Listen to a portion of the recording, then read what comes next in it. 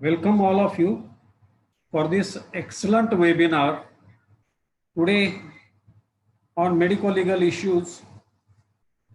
I welcome Dr. Jayan Naurange sir.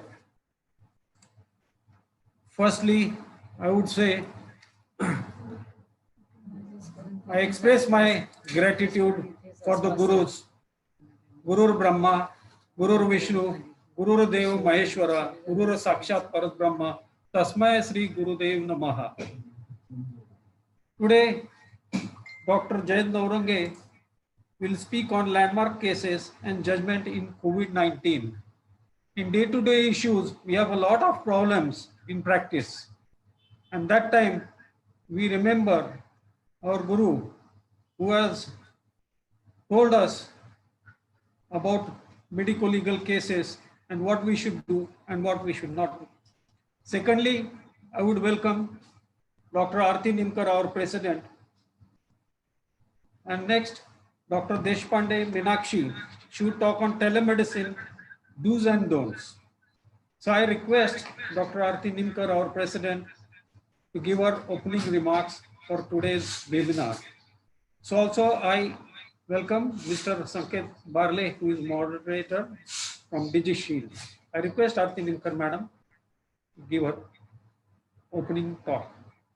Hi, good morning everybody for this webinar on the medical legal issues. Medical legal issues were important in the yesterday also, today also, and will be in the future also. So our Guru, Dr. Jayan Naurange will guide us how to handle these cases and how to come successfully through this situation of the medical legal. So today is a Guru Purnima and we do the Vandan to our Guru, Dr. Naurange, and I asked him to start the this seminar.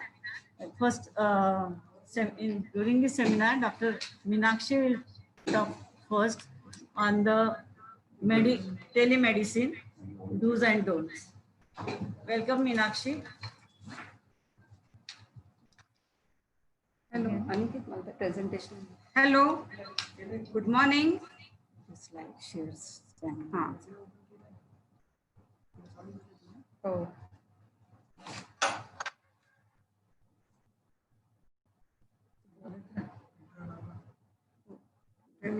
Download केले.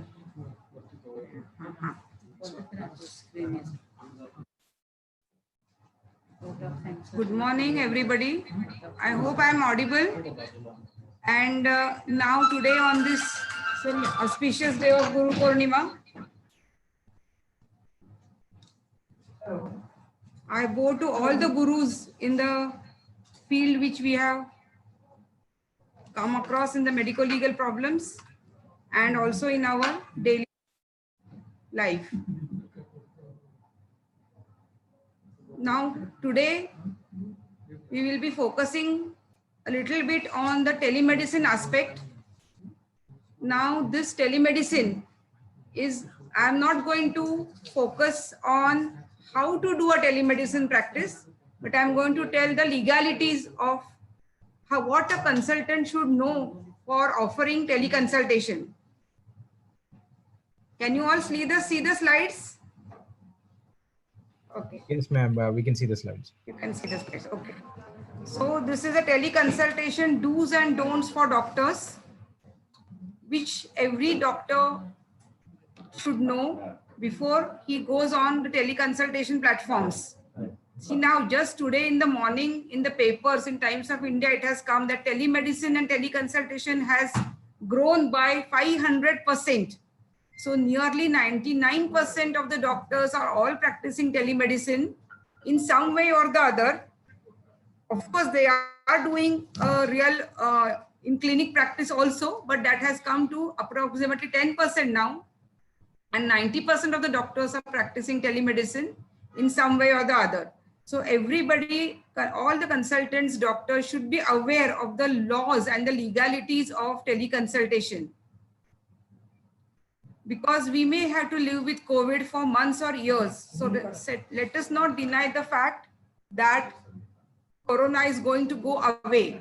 So now this is going to be one more thing in our armamentarium on the from the eve of Happy Doctors Day, because we are already facing attacks on doctors, rising costs. So along with this, now we are going to face Corona in the next few years to come and beat it.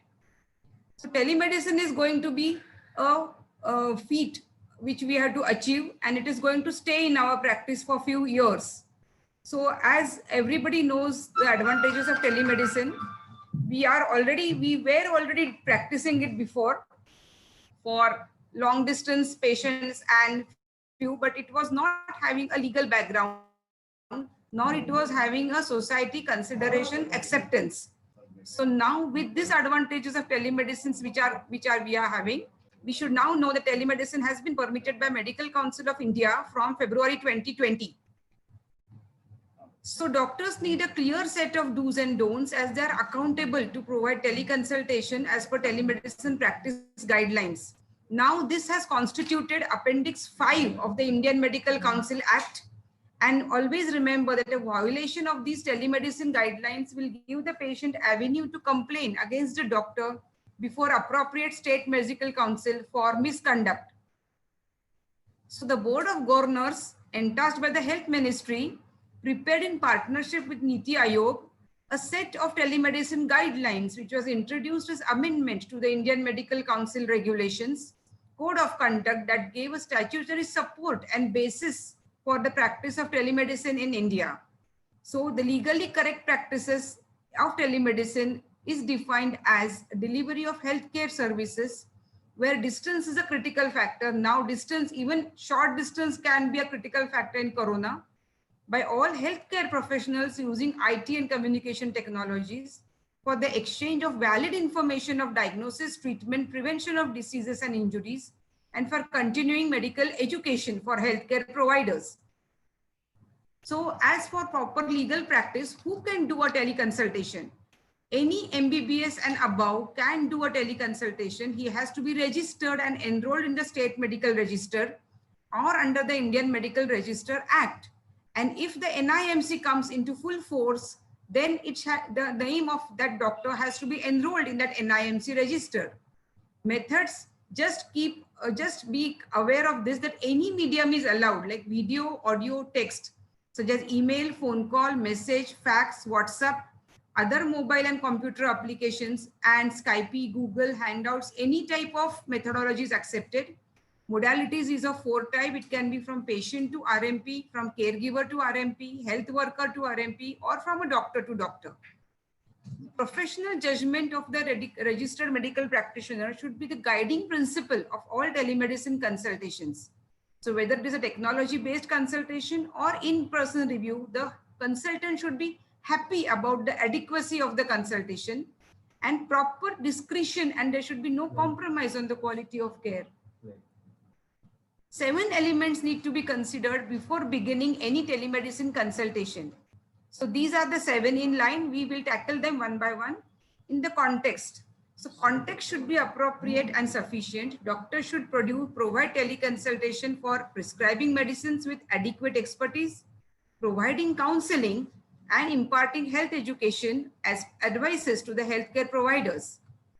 Second is the identification of the patient and the RMP. Both should be identified with each other, especially in the first consultation.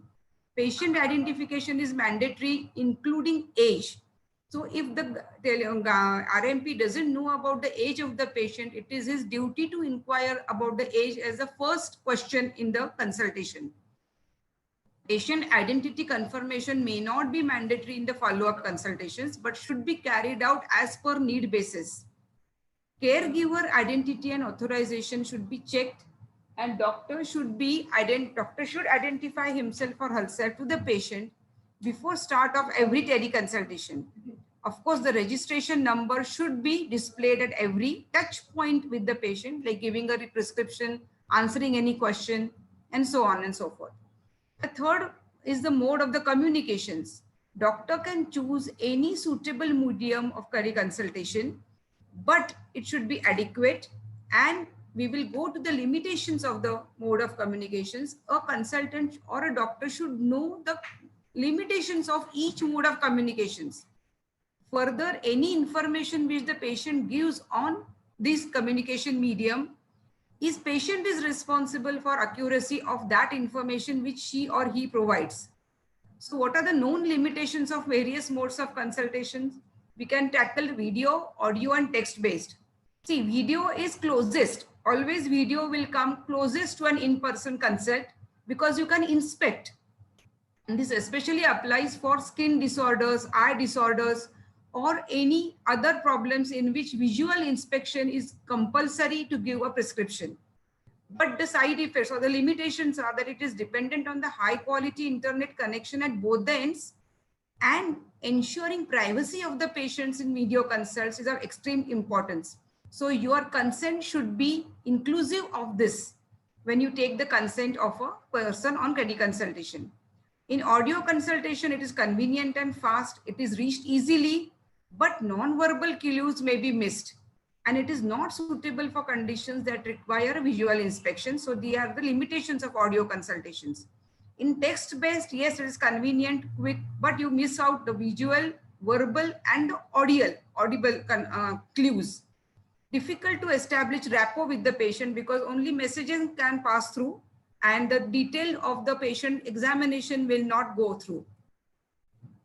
So how about the consent? Consent is always implied when the patient initiates the consultation. So when the patient initiates, you need not have a separate consent for the consultation. But if it is that the doctor wants to start a consultation or a healthcare worker, registered medical practitioner or caregiver initiates a telemedicine consultation, explicit consent should be recorded from the patient in the form of an email, a message, or a recording, a voice recording that yes, I accept to take consultation from this and this doctor at this time of the day. So this explicit consent should be taken. Now, what are the types of consultation? The first consultation means that the patient is consulting for the first time, or the patient has consulted before, but more than 6 months have passed from the previous consultation. That also includes as a first consultation. Or the patient has consulted you before, but for a different health condition. So all these three are considered as a first consultation on teleconsultation. Whereas follow-up means the patient is consulting the same RMP within 6 months of her previous in-person consultation. So please remember, it will not be considered as a follow-up if there are new symptoms that are not associated with the spectrum of the health condition which you have seen before, or you yourself, like a doctor, does not recall the context of the previous treatment. So if you forget, or if you are not aware of the previous what has happened within this last 6 months, it will be a first consultation again and not a follow-up. Well, during the patient evaluation, what precautions should be taken? The exchange of information for patient evaluation should be adequate. Patient or doctor may ask the patient to change the mode of consultation if he is not satisfied with whatever information he is getting. He should ask the in-house doctor to check and provide such documents so that he is adequately satisfied that whatever patient gives the information along with the reports are enough to make a proper diagnosis. Of course, the RMP should maintain all the patient's audio recording, video recording, case history, investigation reports, images as appropriate. Caregiver during patient management who is authorized on behalf of the minor or incapacitated patients, in such a case, teleconsultation can take place with the caregiver without the presence of the patient. But of course, this has to be documented. Doctor is not to continue with teleconsultation if it is not found to be appropriate or the doctor is not satisfied. So during teleconsultation, if you feel that the patient's personal data is not satisfied, you can always change over. This data, of course, should not be disclosed or transferred without written consent of the patient.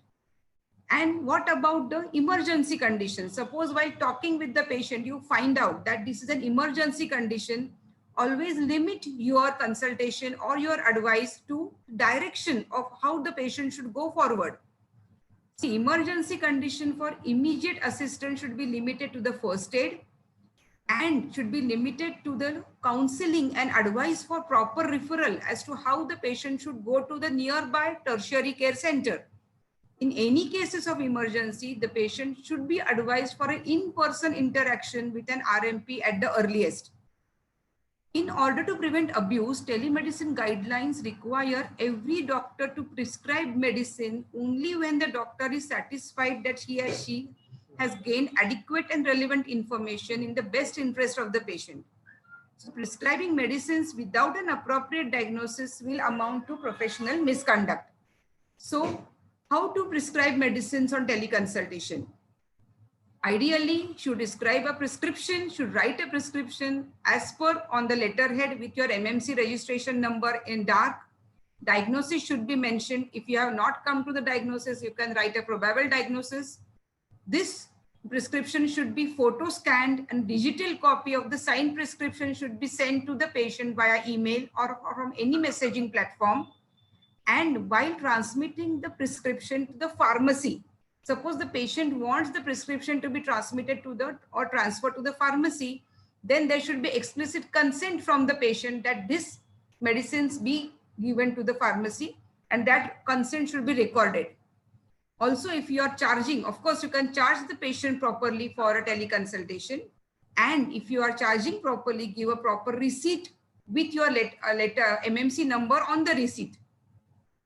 As a thumb rule, if you prescribe medicines for chronic disease, please avoid prescribing for long-term duration during teleconsultation unless it is an add-on or refill of an earlier prescription obtained during an in-person consultation less than 6 months ago.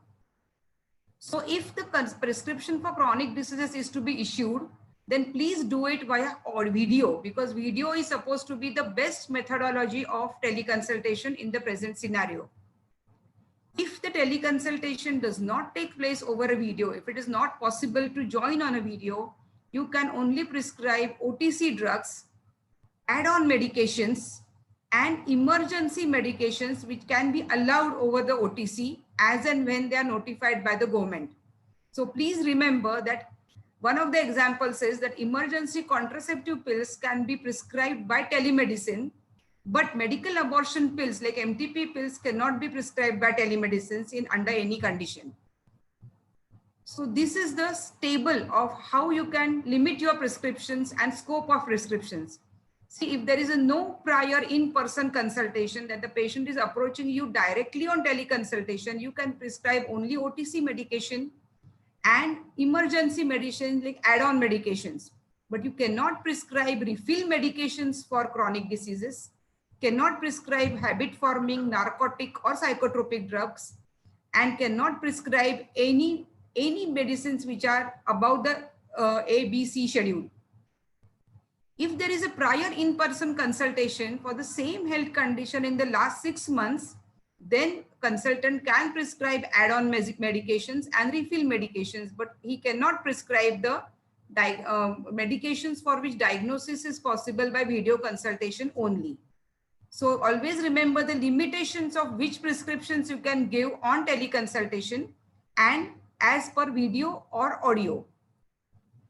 All these guidelines have excluded specifically the specifications for hardware, software, infrastructure building and maintenance, data management systems.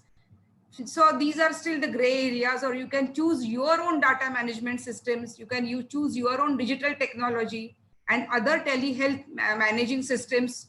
And also you can use it for research and evaluation and for continuing education of the healthcare providers. Of course, this does not provide for consultations outside the jurisdiction of India. And now with all the payments which you can receive for the teleconsultation, medico-legally now telemedicine is covered under the health insurance.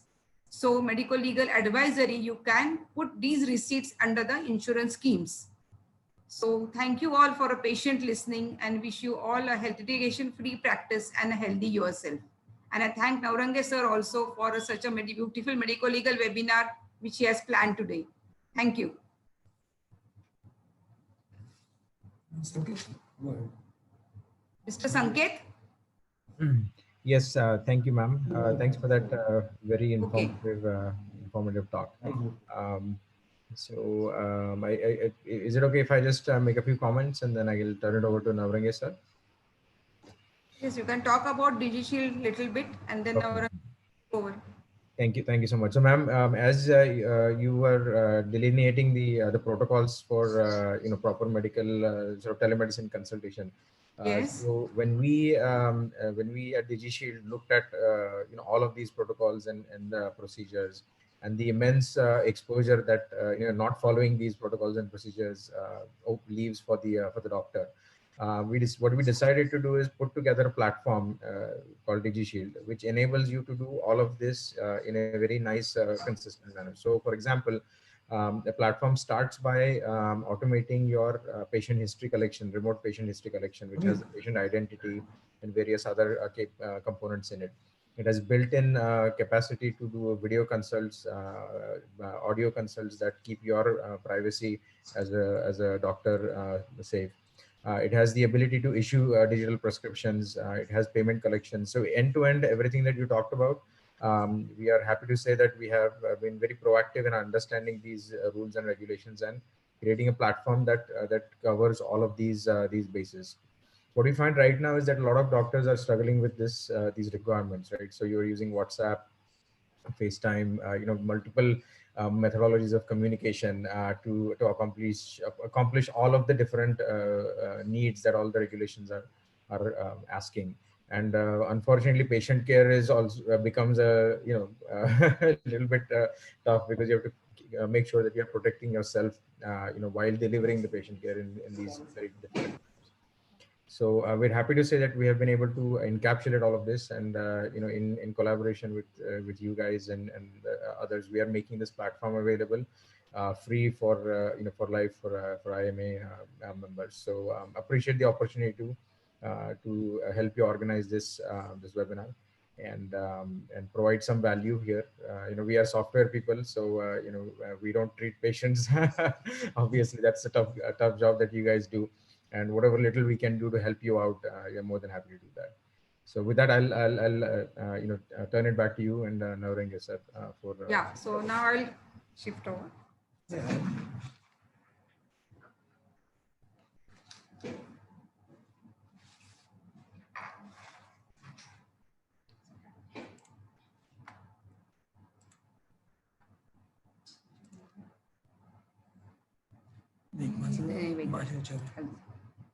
One minute. Huh?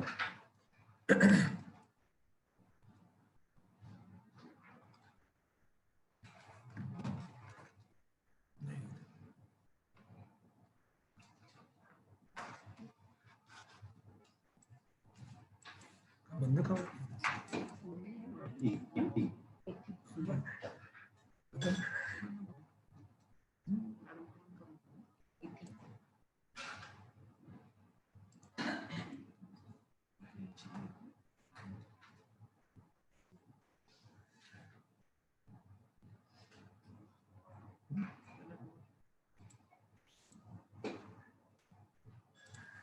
Yes. Yes.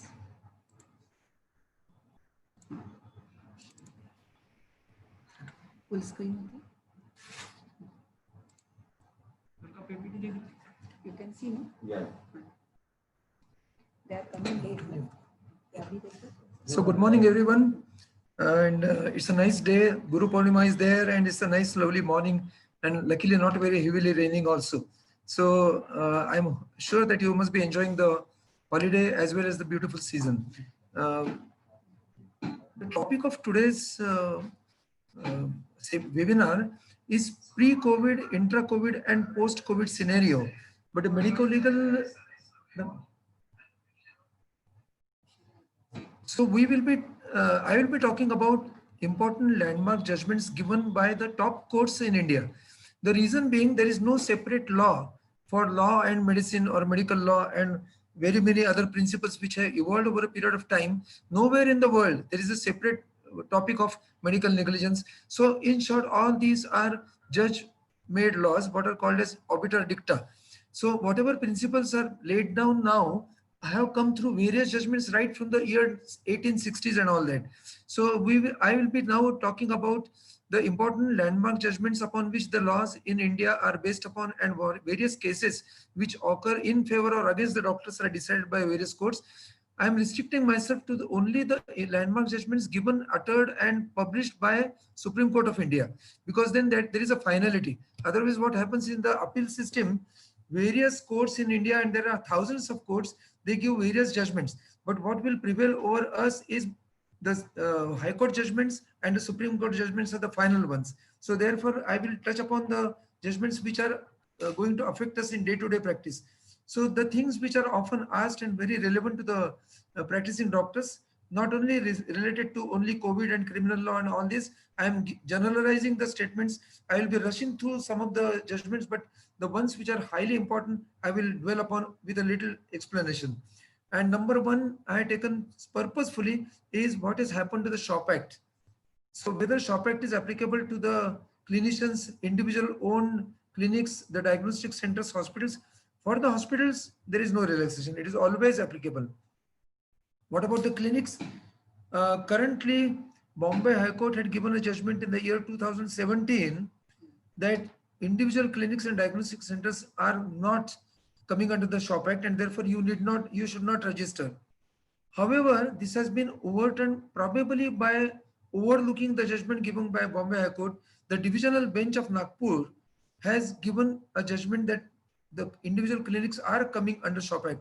So that also being equivalent Bombay High Court judgment. Right now that is prevalent, that it is applicable. However, for the benefit of the doctors, I'm just pinpointing what is the change in the law itself. So Government of Maharashtra changed the law in 2017 September, which came into effect in April 2018, which mentions that though the law is not at all applicable to the establishments below the number of employees if it is less than 10. So even if it is a small hospital or a daycare center, it is not applicable. However, they have mentioned in the law that a new administrative post is created, what is called as a facilitator, to whom we have to inform all the information regarding the staff. And that only information is to be sent to them online. However, luckily for us, this administrative post is not yet created as of 2020 July, and therefore we are remaining outside the clutches of SHOP Act. What is advisable is that have the information created regarding your staff, the RMOs, CMOs, the IRs and nurses, and just send it on mail to the SHOP Acts department, so that you have complied with them. Whatever they want to do, they can approach accordingly. The second is anti-cut law, which has not come in existence, but that was that is in the pipeline. And third is bond completion or release certificate is to be issued, that will become an obstacle for MMC renewal for those graduates who have completed their registration after 2010. So for those doctors practicing, but their registration is prior to 2010, that will not be an obstacle. Otherwise, you need to produce bond completion certificate or bond release certificate for the purpose of renewal. So these are something which are the latest things which are already in practice. One more thing important for radiologists, also for gynecologists and the diagnostic centers, that what has happened to this PCPNDT Act.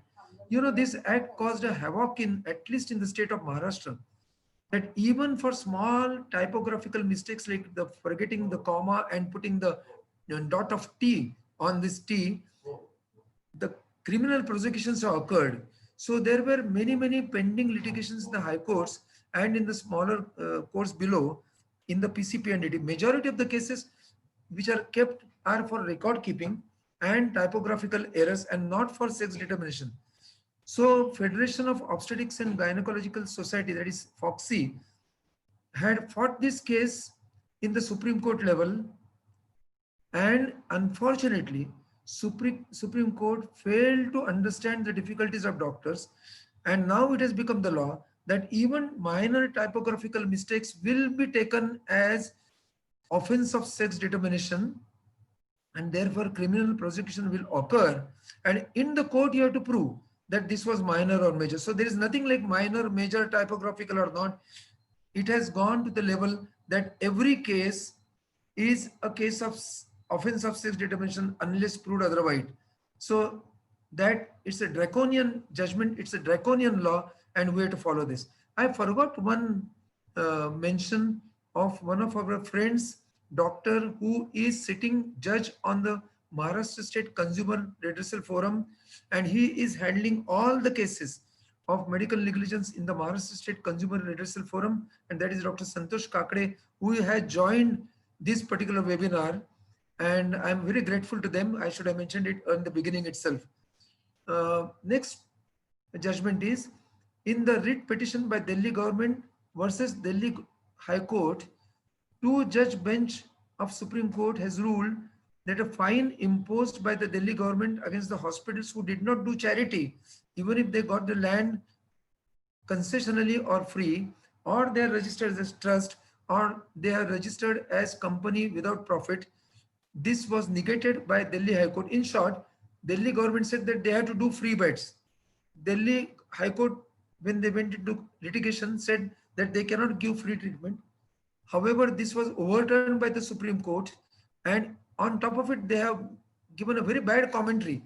I am just bringing to the attention of the doctors how the winds are blowing against the doctors. No refusal of treatment to any poor patient in dire need of any medicine. I think that is the rule of medical ethics.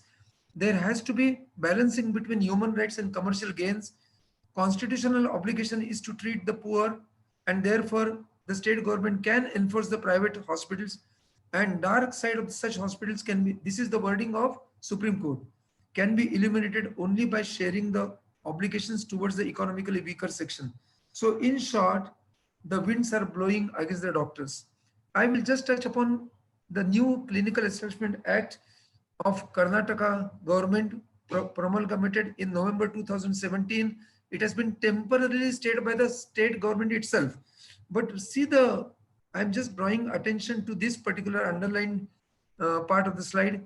Doctors' fees are restricted to, this is consultation fee I am saying, rupees 150 for super consultant, super specialization, rupees 100 rupees for the MD and MS people, and rupees 50 for a MBBS person. So you can imagine, so what restrictions they can bring in. There was an interesting judgment which even today stays strong, that if you don't have an ICU, then in short, I'm telling you in a nutshell, if you don't have an ICU, don't go ahead with the management of patients which may require ICU subsequently. So this is a case of hysterectomy. A case of hysterectomy in West Bengal was done in 1993 on the 1st of December 1993. Patient did not come out of general anesthetic. She needed an ICU. She required a transfer to a medium level ICU and then followed by a full tertiary care center. Doctors were not negligent. Doctors were declared non-negligent by even the court, but the Supreme Court awarded a no.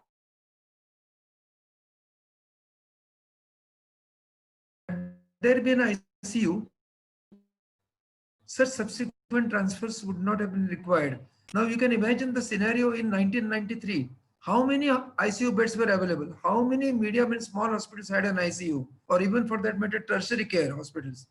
So this is the judgment coming out. This is a hindsight 2017 judgment for a case which occurred on 1st of December 1993. So what way you can be engulfed? In short, my message to all of you is that be defensive and have proper insurance care cover of at least 50 lakhs for you. So that is the only solution for that. Another case, see the title of the slide is Advise Investigations Liberally. On my right side, a veteran doctor is sitting up in front of us, Dr. Nigudkar. I'm sure we have been taught that only if you feel so, use the investigation judiciously. But today, the judicial dictum is that get the investigations done liberally. For backache, an X-ray was not done, and an X-ray was done, but not an MRI, to save the patient's money. And this judgment has come out in 2017 that who obstructed you from doing an MRI? You should have sent to the free MRI facility and so on and so forth, and therefore the doctor was penalized. So please remember that don't look at the patient. We have to change ourselves as the law evolves Science also evolves and we have to change ourselves also. I will be a bit faster now. And this is the landmark judgment pronounced in 1969. And this is unfortunately a case from Pune that Dr. L.B. Joshi versus Dr. Trambak Bapu, both are doctors. So don't be under the impression that Dr. Friend will not sue you. This has occurred way back in 1969, this judgment. The case was of 1959. I think I will just highlight the pronouncement by the court that whenever the doctor undertakes the treatment of a patient, he has three essential duties. So any breach of these three duties will amount to medical negligence. What are these three duties? It's very simple to, when you read the sentences, they will look very simple, but there is a deep meaning behind each of these sentences. And so please pay attention to this judgment, because this is the judgment which is quoted even today after 50 complete years, that whenever they decide a case of negligence, these are the principles which they will iterate and give the reference to this judgment. This is to decide whether he will undertake the care of this patient, whether he wants to treat this case. So what is the outfall of this? It is very clear that you have to choose your patient. You can refuse the patient if it is non-emergency. You cannot refuse the continuing treatment once he is admitted under your care. But before taking the care of this patient at the OPD level or indoor level, you have freedom to choose the patient. So can you refuse a patient in an emergency? Answer is no. Who is to decide the emergency? It is the medical opinion. Now, if the patient is coming for headache and stomach pain and all these things and not showing any urgent symptoms and signs, and is coming at an odd hour, or if he has not paid your previous dues over a period of several months, he has a tendency to shop around with the doctors and so on and so forth. Somebody can be very offensive. Somebody could have come in a drunken state and approaching you in an unmannerly way, undecent way. Yes, you can refuse the patient. So whom to choose is your right. Ordinarily, no doctor will refuse a patient because it is a question of his livelihood also. So, but he has a right to refuse a patient if the past history is pretty bad from the patient side. Number two, decide the line of treatment. So this sentence is very simple, decide the line of treatment. But behind this, there is a lot of meaning, saying that once we want to treat, you have to come to a diagnosis. To come to a diagnosis, you require treatment and physical or telephonic or teleconsultation, appropriate investigation, coming to a provisional diagnosis, and then coming to a tentative diagnosis, and finally the final diagnosis. So just to say that decide the line of treatment is not explaining the meaning behind. It is right from patient's history taking till coming to a diagnosis and then choosing the line of treatment. And the third thing, and the dosage also. And the third is implement the decided treatment. So what is the implementation of decided treatment? Just to say that you have to write down a proper prescription as per the MCI rule, as what Meenakshi explained, that on teleconsultation, same rules apply. So over there, the prescription should be specific, preferably in capital letters or a typed out prescription. Then the third thing should be for a proper person to whom you are identified. Next is the amount of drugs to be prescribed for a particular prescription, and so on and so forth. And in case the patient is admitted, how to administer the treatment, how to administer that IV line, how to give the injectable medicine, whether a compounder is allowed or not. So much meaning is there. Then for the administration of treatment in a hospital setup, you are very much dependent on your staff. It can be your nurses, it can be your assistant doctors, the junior trainee doctors, interns, or your seniors also. So much depends on that decided treatment, how to administer. So many cases are there. Any breach of any of these three becomes negligence, and it becomes the actionable negligence if the patient has suffered damage because of these three elements. Anyone ready to give treatment is supposed to possess the necessary skill. So what is the meaning of that? You have to have an appropriate degree of an approved university. Second is appropriate knowledge coming out from your qualification, and then you have to get proper registration also. So you have to register with the state medical council, and you have to go on updating that registration every 5 years. Majority of the medical councils say that you have to update your registration. Dental council says you have to register every alternate year, or some councils say even every year. Now, what are the approved councils in India?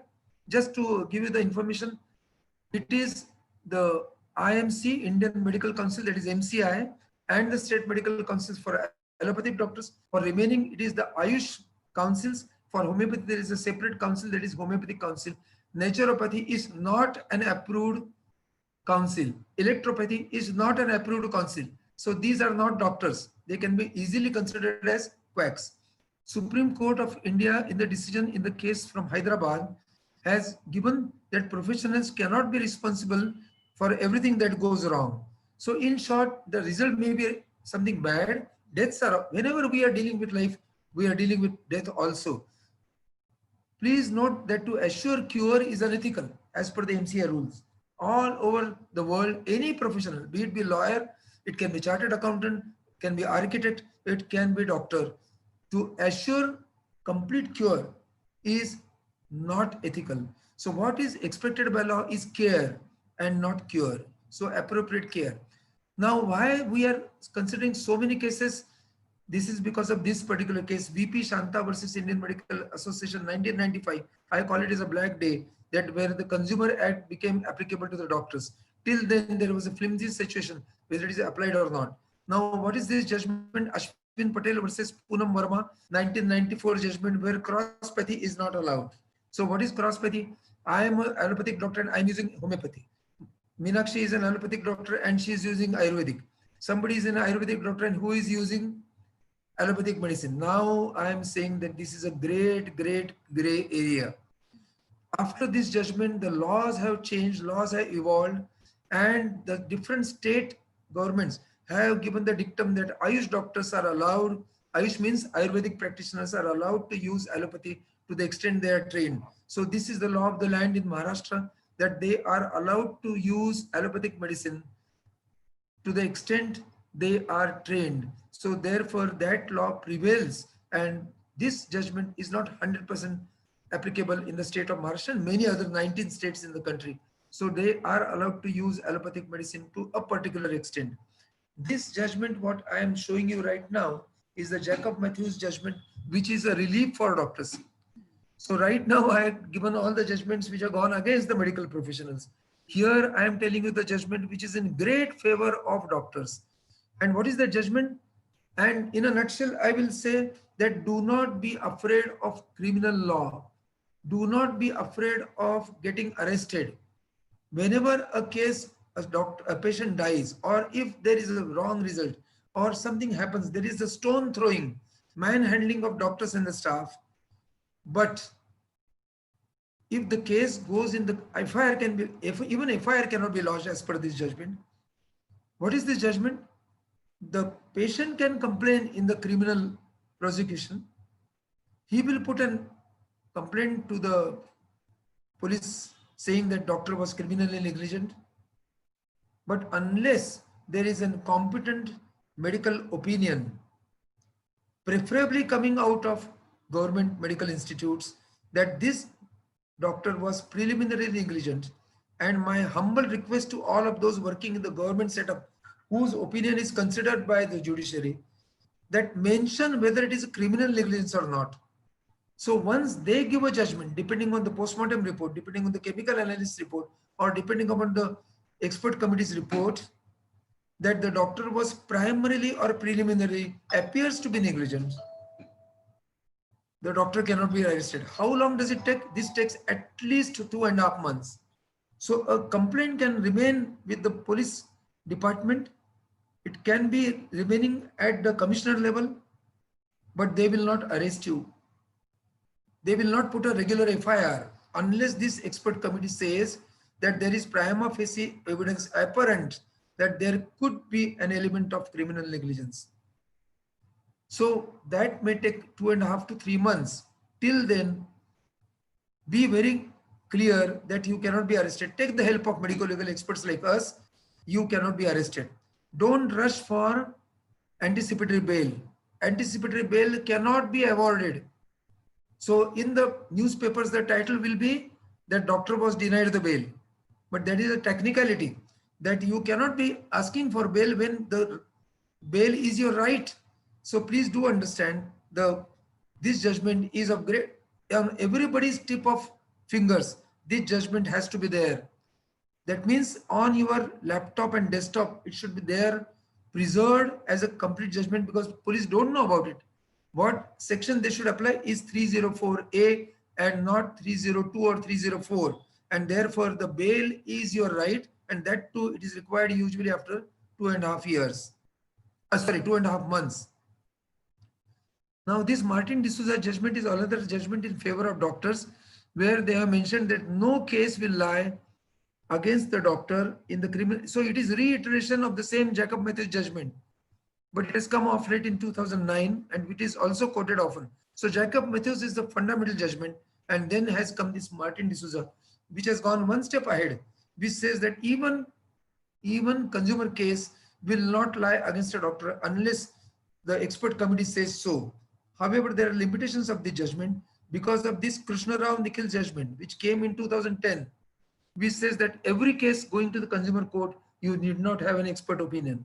So here is a conflict of judgment, but we should stick to this Martin D'Souza, which is of use to us, which is of benefit to us. So have this judgment also on the tip of your fingers, that means on your computer, laptop and desktop, so that you can make a printout anytime and show it to the police officers or even the competent courts.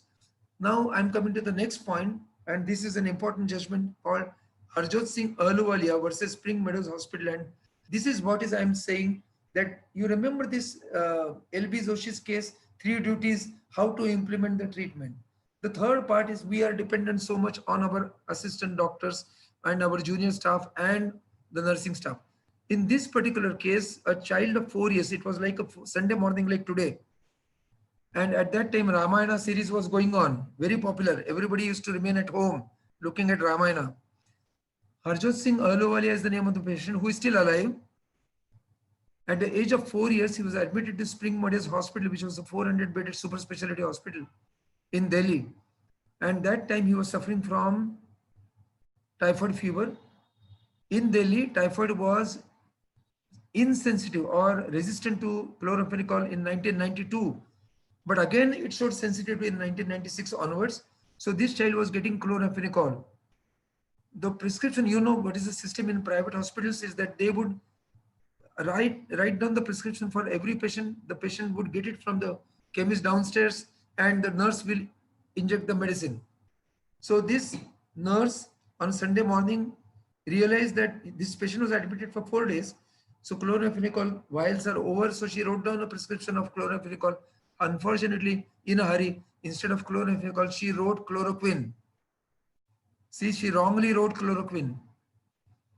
And she was in a great hurry to attend the church duties on Sunday morning.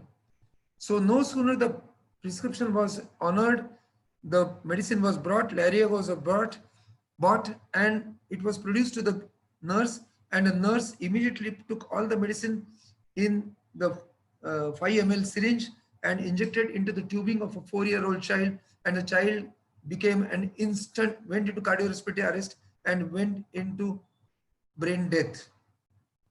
Unfortunately for him, he has survived.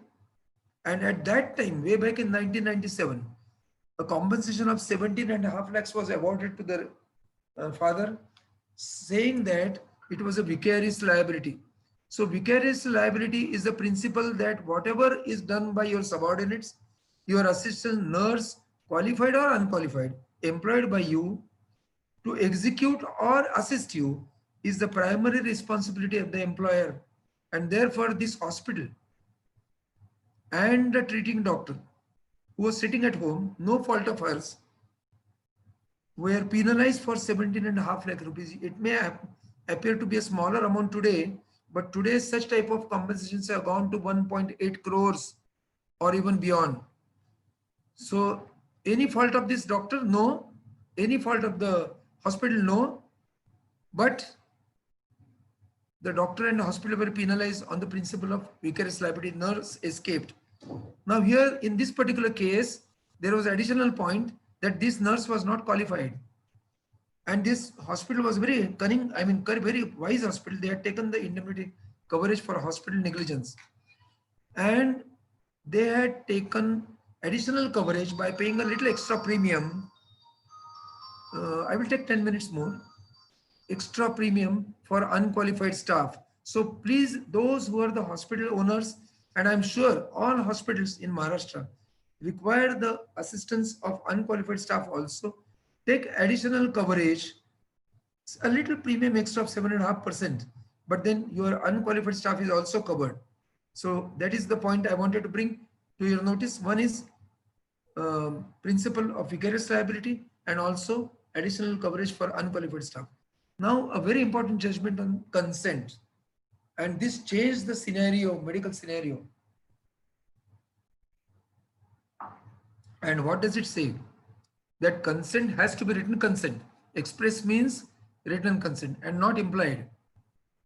So whatever Meenakshi said is right, that whenever the patient is initiating the teleconsultation, it is an implied consent. And that is accepted by the teleconsultation notification. But I would request upon all of you that even if it is initiated by the patient, have the consent signed by the patient and get it on your mobile. Because tomorrow the judiciary may say it was only a guideline and not a law. So please have written consent for everything, even for vaccine injections, even for ordinary injections. So whenever you are interfering actively with the body, have the written consent. You can have one consent taken once only and say that this is a recurring consent. So here, but for surgery, it has to be renewed every time. So it has to be specific consent and informed consent. Now in this 39-year-old unmarried lady operated for diagnostic evaluation, it was a laparoscopic surgery and only a biopsy for very bad endometriosis. On going through and checking the abdomen laparoscopically, the doctors declared that this case is a hopeless case and the whole intestines and everything is puckered, and in the best interest of the patient, this patient needs a panhysterectomy. So imagine this was way back in 1999. So we have been all taught that in a situation where you see something abnormal on the operation table, you take the consent of the relatives, the next of kin, in this case unmarried, so it was mother and father. So they consented, they gave a written consent, and these doctors performed panhysterectomy. However, after coming to the consciousness, this lady said that in the era of test tube baby, had my ovaries been preserved, I would have become pregnant using my eggs, and I have been denied this. A very hot debate and very extensive debate occurred in the Supreme Court, and Supreme Court gave only a small, I'm saying small, a penalty of 25,000. Compared to Supreme Court, where the lawyers are charging 1 lakh rupees per appearance, even for a postponed date, you can imagine 25,000 is a very small punishment. And Supreme Court said that we agree with whatever medical teachings you are having right now, but we need to change with time, and you cannot go ahead with a surgery which is beyond what is consented for, unless it is a life-threatening situation. Now I will tell you a very interesting situation. I will just conclude my case. There are many cases, but this is an interesting case, that in this particular case, this is a planned case. What the Supreme Court said, that you should have come out of surgery, come out of anesthesia, close the abdomen, let the patient recover for 2-3 days, explain the situation again that panhysterectomy is in your best interest, and then you should have gone ahead with surgery. If you remember the olden days, or even the textbooks, even today are mentioning that you are doing hysterectomy, but also find an abnormal appendix, remove the appendix also. Those days are gone. Please remember, those days are gone. You have to do only hysterectomy and not appendicectomy or cholecystectomy when you are doing something else. Let the patient completely recover and do another surgery. I understand it will involve another anesthesia, another fitness record, another expenditure, another time schedule, but do it, because this is the law of the land. So if it is not life-saving, do not do the surgery. Now, one case came to me 2 months after this particular judgment in Pune. So this is a live case, actual first-hand experience I'm telling you. Somewhere at Daruvala Bridge in Pune. I won't take the names. Now this lady was operating and it was a case of endometriosis. A 29 years old lady who was her marriage was to occur 3 months down the line. Limited consent was obtained for only laparoscopy and wedge biopsy of the ovary. So this was going on. During this wedge biopsy, a major bleeder was cut and there was a torrential bleeding which could not be stopped. So she had to do an open surgery. 2 more senior doctors were called in. 1 more anesthetist was called in. It was a hopeless, life-threatening situation. So without consent of that patient, but with the consent of would-be husband and would-be, parents, she had to undergo pan-hysterectomy to save the life. And now this is the turn. If this is a life-threatening situation, there is an exception made even in this judgment saying that, so this is the judgment, this is another judgment, that if there is a life-threatening situation in a case, then you can go beyond the consented surgery, what is called as extended consent, extended surgery. So these are the two differences where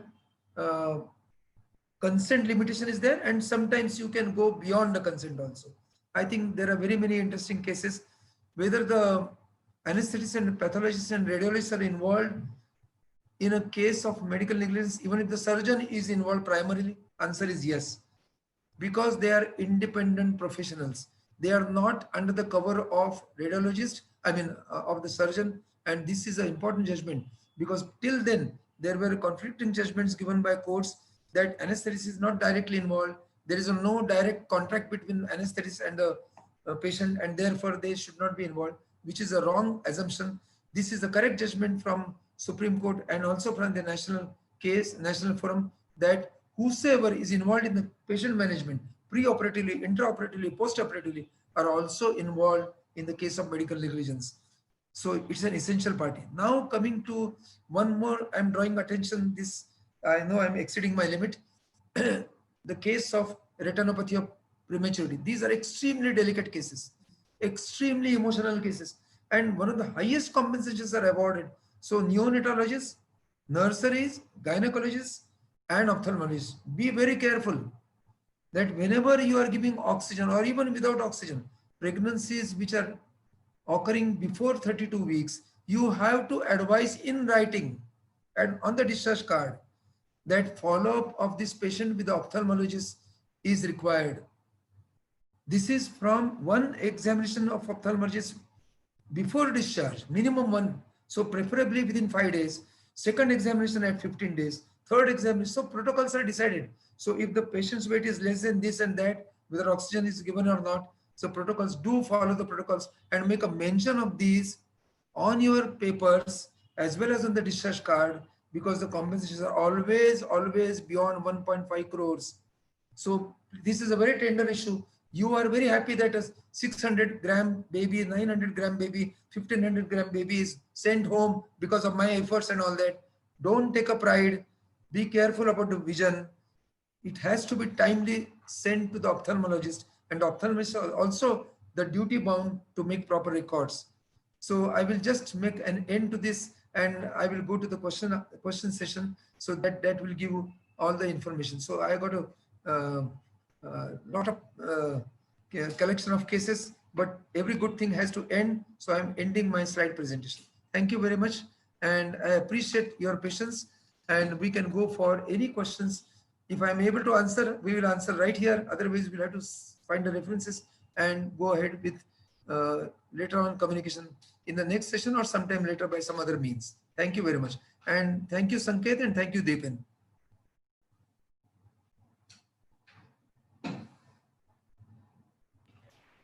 Thank you, sir. That was extremely enlightening and kind of gives us a better understanding of the balance and the tightrope that all doctors have to walk, considering the legal scenarios. And as I think you also alluded to, COVID is complicating the entire situation. So I think overall it is very it's good to err on the side of caution and be extra vigilant in terms of how clinical practice is managed, while balancing the needs of the patient and the doctors as well. So really appreciate that.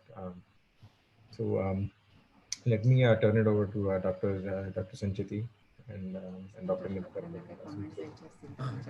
He might have got us. Dr. Santosh Kakade, are you there or you are left? I think he had another meeting. Yeah, I don't see him on the. Okay, he might have gone for. They have some extraordinary meeting of judiciary itself. So, but he has blessed us. Thank you. Yep, absolutely. So is Dr. Sancheti or Dr. Nimkar available for some closing remarks?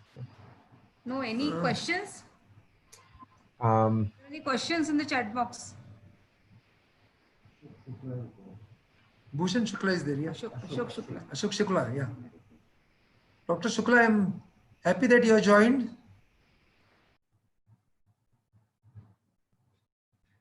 Dr.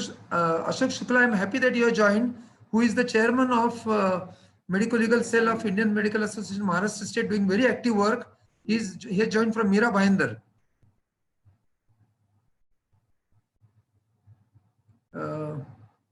Mr. Sanket and Deepan, are you seeing any questions in the chat box?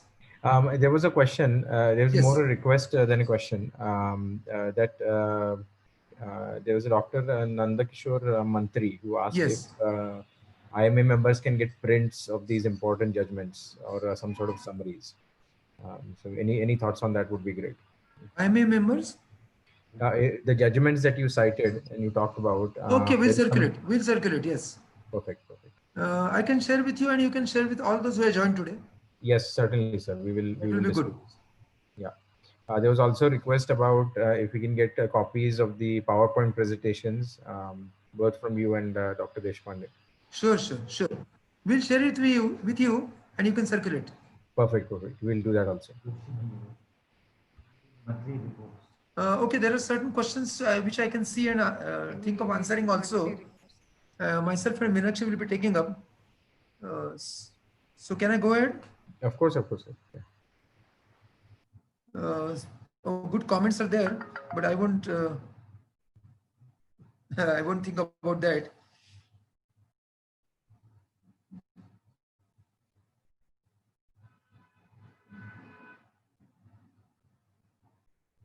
Yes. Thank you, Dr. Shukla. So you also commented very nicely.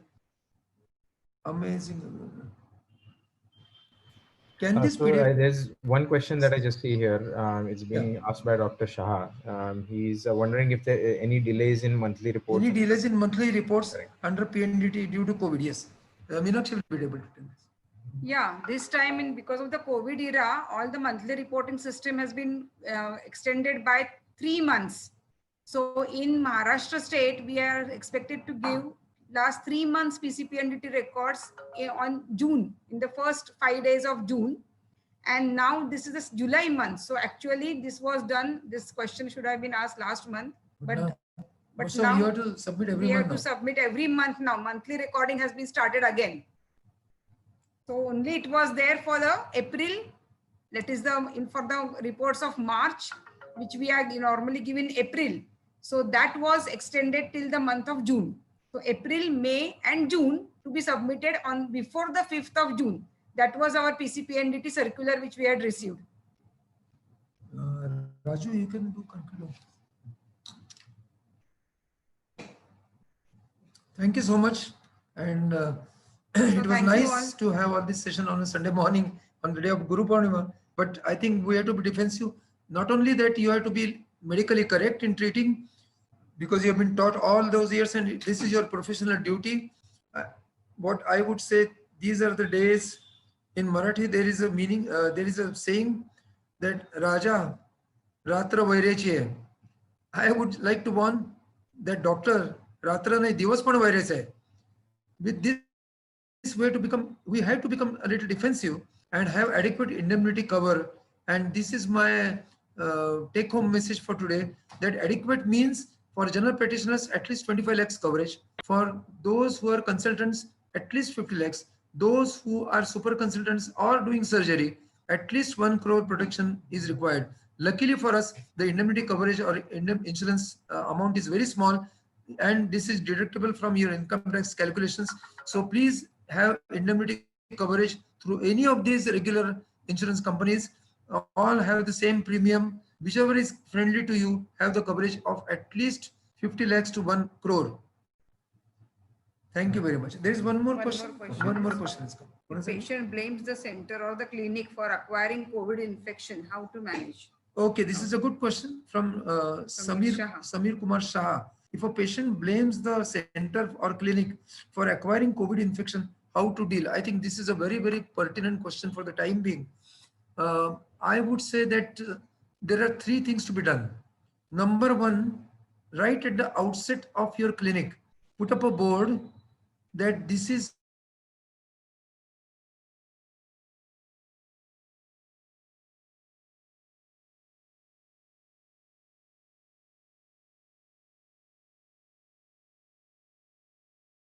that it will not be transmitted from person to person, from patient or the hospital staff or clinic staff to any of the people attending. Number 3 is that you are required to follow the norms of COVID-19. That means you have to have SMS. SMS, what does it mean? S stands for sanitizer on the hands, M stands for mask, and third S stands for social distancing. So you have to observe those things. Number 4, that make it very clear that in spite of taking all utmost precautions, because there is a community spread, we cannot ensure that this cannot happen in a clinic. And fourthly, you might have got infected from anywhere outside also. So these are the things we have to mention on the notice board, easily understandable and noticeable by the public attending these. Of course, you have to take the precautions that you should not suffer, that as a doctor or a healthcare professional, can be nurse, Aya, wash your hands frequently. If required, use the gloves, wear the mask, and have the face shield for an OPD practice. Now, whenever you are going a little beyond OPD practice, you should wear the full gown. It can be a surgical gown, which is washable or autoclavable, or you can use the disposable gown. Those who are working actively with the COVID patients, they need to have a complete PPE with disposable complete overall, but that is very difficult to wear. And I'm fully saluting those who are working in the COVID hospitals and also in the COVID ICUs. So these are the precautions you have to follow. It can be easily defended. We have already prepared the undertaking from the patient and from the employees. So we can circulate to all those who are joined today, send us the emails and we can circulate that consent, that patient has to give a consent while coming, or understanding that while coming to the OPD, they do not blame you later on. So this is already prepared by IMA Maharashtra and it can be circulated to all of you. I have personally done this, personally prepared this particular opting out. Any other question? Yes, there is one more question. If at the time of admission, patient is COVID negative and after repeat test, patient is found to be COVID positive when hospital admission, is hospital liable? No, hospital is not liable. Hospital has to prove that they are taking all the precautions and it will be easily covered. No, I mean, there can be a complaint like that, but you will always escape out of it. So take these precautions, have the boards multiple places and follow these etiquettes, SMS, and also ask the patients to follow it. Not many, I mean, most of the times, my daughter is there in USA.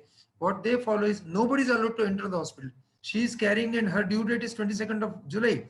But even then nobody is allowed to enter. So you are of your own. So those precautions we follow, it should be no difficulties at all. You have to prove that you have taken all the proper precautions. Despite that, this has occurred because he could be in the incubation period when the test was negative in the first 5 or 8 days. And I think that is one very important suggestion, that you have to put up on the notice boards that you are taking all the 5 precautions which are essential for notification as well as by government instructions in your OPD and in your hospital. But good question. Yeah. Even if your staff, if you come daily, when the staff, they come into your clinic or hospital, take their temperature, pulse oxygenation, pulse oximeter, Yes. and record it every day. So make a separate, like you keep a muster of the patient's staff attendance, you can keep a muster of the staff temperature record. So that is a proof. That's a good suggestion. I will just crack a small joke. It should become such a habit that even we are giving telephonic consultation, you should sanitize the telephone. This is out of joke. That's all. So there is one more question. I have no insurance cover of any kind. I'm 71. So is it possible to get insurance? Yes, this indemnity insurance is available at any age. Who has asked this question? Dr. Aruna Oza. Dr. Aruna Oza, go for the insurance coverage immediately and continue that. This is not a life insurance. This is professional indemnity insurance coverage. And you have to continue having this insurance coverage at least for 3 years after you discontinue practice. So have that coverage even up to 85, 90 till the time you are practicing. Start it today. Okay, I think we are finished with all the, telemedicine consent should be taken in a, there's no electronic format only. There is no specific format as such. Only thing is you should, you can prepare it by yourself because there is no injection, there is no examination. The electronic we have prepared. We have got that. So we will send it to you then. When we prepare that electronic format for the telemedicine consultation, I we will think send it to you. DigiShield platform has it. So there is no problem. All these platforms and DigiShield have adequate consent. So don't worry. Once they agree to use the app, that means they have given the consent. So there's one more question. I think this will be the last which we will be taking by Surendra Gaware. In COVID situation, there is no medication is available in such situation. Other medications too. Is it fall into legal matter? The question is rather broad based. So what medicine is not available? So all the COVID medicines, I mean, I know Remdesivir is in short supply and so on and so forth. So whatever is in short supply, we are not responsible because you are treating such type of patients who require specific medicines in a hospital setup which are designated as COVID hospital. So the hospital will be responsible. In turn, government will be responsible. What other medicines are not available? Then you try to procure from this way or that way. If they are life-threatening situations, you have to transfer to a place where it's preferably to a government place. Otherwise, a simple medicine, for example, anti-diabetic and all that your patient is tuned to, and that particular medicine is not available, give an alternative. I suppose the question is adequately answered, but otherwise you can ask me in person. Thank you. Okay, thank you. So now we hand over the mic again to Sanket. You can say. So for thanks. You can say the closing. Dr. Padma Iyer is here, and who Dr. is the Raju Varyani. And Dr. Raju Varyani is the treasurer who would give the thanks to DigiShield.